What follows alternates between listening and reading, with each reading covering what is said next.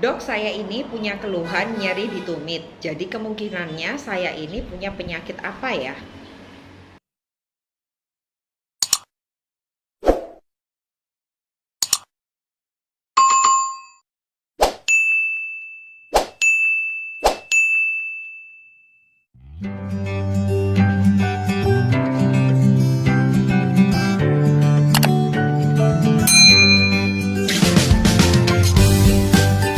Selamat datang kembali di channel YouTube saya. Perkenalkan, nama saya Dr. Stefani Paulus. Saya seorang beauty and health consultant dan seorang bisnis online mentor. Di video YouTube saya kali ini, teman-teman, saya ingin menjawab pertanyaan dari para pasien saya yang memiliki keluhan nyeri di area tumit. Nah, mereka ini bingung sebenarnya mereka ini punya penyakit apa sih, dan mari kita kupas tuntas di dalam video YouTube kali ini. Nah, gejala nyeri tumit ini merupakan rasa sakit yang kita rasakan di area telapak kaki, dan biasanya itu terjadi di area lengkungan kaki dan sampai di daerah tumit kita. Nah, biasanya ada gejala yang paling umum ya, kalau misalnya kamu memiliki plantar fasciitis, yaitu gejalanya adalah tumit terasa seperti ditusuk-tusuk atau terasa berdenyut. Nah, kalau misalnya kamu punya Achilles tendinitis, itu rasa sakit tumitnya itu seperti ada sensasi terbakal atau uratnya terasa kencang. Nah, selain itu, teman-teman, biasanya gejala yang paling umum disertai adanya pembekakan tumit, tumit terasa lebih kaku, kaki tampak memerah, bunyi gemetar saat berjalan, dan sulit berjalan.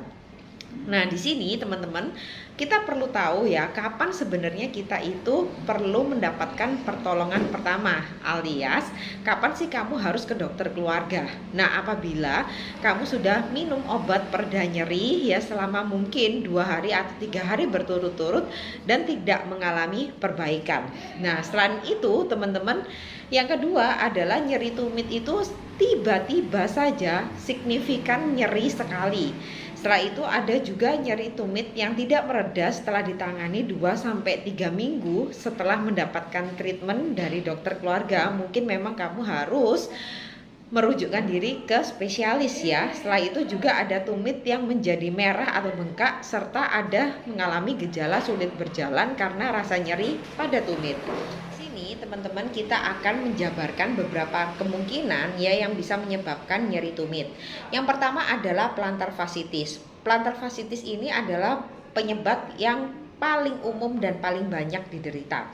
Biasanya kondisi ini karena kita sering terlalu berlari, terlalu melompat, atau melakukan aktivitas olahraga yang berlebihan. Nah, ini terjadi pada jaringan yang merupakan penghubung antara tulang ligamen di telapak kaki kita. Nah, terus yang kedua adalah memar pada lemak tumit. Kondisi ini terjadi ketika kita tidak sengaja menginjak benda yang terlalu keras ya. Misalnya aja contohnya batu, besi, ataupun apapun itu. Akibatnya sehingga bantalan lemak yang ada di bagian tumit kita itu menjadi memar. Yang ketiga, penyebab yang paling sering adalah pengapuran tumit yang tadi seperti yang saya sebutkan adalah plantar fasciitis yang terjadi secara berulang dan berkepanjangan sehingga membentuk suatu pengapuran pada ligamen, dan biasanya ini kita sebut dengan yang namanya taji tumit. Yang keempat adalah Achilles tendinitis. Achilles tendinitis ini adalah peradangan di tendon Achilles kita, yaitu adalah urat besar yang berada di bagian pergelangan kaki yang menghubungkan antara tulang tumit dengan otot betis. Kondisi ini memang juga disebabkan karena kita juga olahraga. Nah, jadi sangat dibutuhkan ya teman-teman peregangan atau pemanasan sebelum kalian berolahraga. Setelah itu yang kelima adalah bursitis, adalah peradangan pada kantong sendi di sekitar tumit. Yang keenam adalah pembentukan osteofit, adalah pertumbuhan tulang baru yang dapat menonjol dan menekan jaringan tumit sehingga menyebabkan nyeri pada tumit. Osteofit ini biasanya teman-teman kita cek di mana kadar asam urat kita itu berapa. Karena biasanya kalau misalnya kemungkinan tinggi, biasanya kemungkinan terbentuknya osteofit ini semakin tinggi. Nah, gimana sih caranya kita sebagai tenaga medis ya untuk mendiagnosa nyeri tumit ini. Nah, biasanya dokter itu akan melakukan pemeriksaan fisik untuk melihat bagaimana kondisi kaki dari pasiennya. Biasanya akan diminta berjalan atau berdiri, bagaimana menentukan lokasi spesifik atau tempat nyeri yang spesifik. Selain itu juga akan memeriksa keadaan kondisi pasien pada saat menggunakan sepatu juga. Nah, apabila semua tahapan itu sudah terlewati, teman-teman, biasanya kita akan menganjurkan untuk melakukan yang namanya foto ronsen. Nah, tujuannya ini adalah untuk memperjelas atau menegakkan diagnosa ya, di bagian mana sih sebenarnya kelainan itu terjadi. Nah, di sini kita akan belajar pengobatan apa yang paling tepat untuk nyeri tumit yang bisa kita lakukan di rumah. Yang pertama adalah istirahatkan kaki dan angkat tumit ke posisi yang lebih tinggi dari dada ketika berbaring. Tujuannya apa? Supaya kakinya lebih rileks, lebih regang tentunya. Yang kedua adalah kompres dingin tumit selama 10-15 menit sebanyak 2 kali sehari. Biasanya ini kain dibalut dengan es batu ya teman-teman.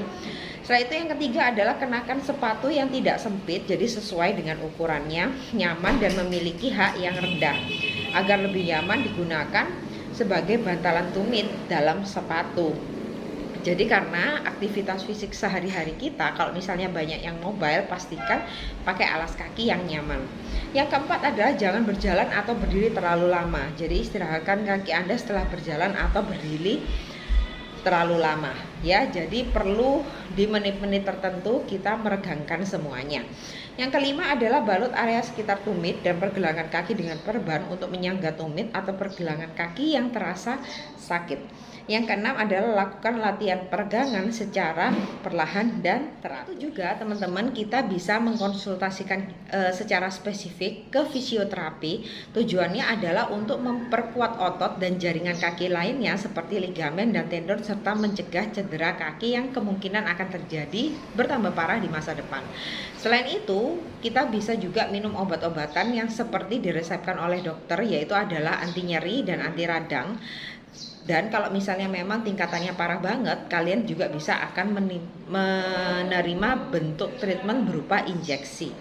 Nah, tujuannya adalah tetap untuk mengurangi yang namanya peradangan, pembekaan ya, supaya nggak terlalu merah. Setelah itu, langkah yang terakhir adalah operasi. Meskipun operasi ini merupakan langkah yang sangat jarang sekali dianjurkan oleh dokter spesialis ortopedi tentunya teman-teman.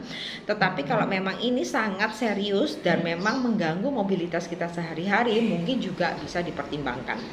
Karena apa? Karena setiap tindakan itu pasti juga ada komplikasinya ya. Dan kalau misalnya komplikasi itu terjadi, bisa menyebabkan kita kesulitan mengalami pergerakan ya, contohnya bisa melangkah, berjalan atau melakukan kegiatan sehari-hari itu pasti akan mengalami hambatan. Nah, parahnya apabila kondisi ini terjadi teman-teman, itu dapat mengubah cara penderita berjalan. Jadi posisinya itu nggak bisa berjalan seperti orang normal, sehingga penderita bisa kehilangan keseimbangan, mudah terjatuh dan rentan untuk mengalami cedera yang lainnya. Jadi teman-teman bisa bayangin kalau misalnya kakinya bermasalah, tiba-tiba mandi nih terus licin, kalian bisa juga kepleset di kamar mandi ya, kurang lebih kayak gitu. Nah, terus pencegahan apa sih untuk supaya tidak mengalami yang namanya nyeri tumit? Yang pertama adalah menggunakan ukuran sepatu yang sesuai dengan ukurannya.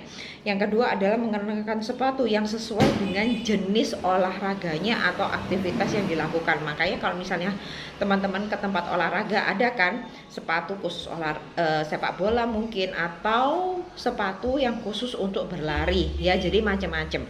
Setelah itu yang ketiga adalah melakukan peregangan otot terlebih dahulu sebelum melakukan berolahraga.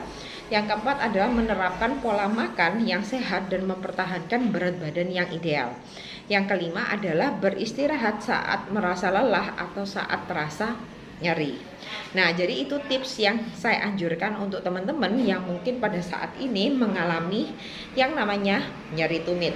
Nah, apabila informasi ini membantu, jangan lupa untuk subscribe, like, dan komen, dan di-share tentunya teman-teman. Dan jangan lupa diklik notifikasi tanda loncengnya agar teman-teman mendapatkan notifikasi terbaru video YouTube saya.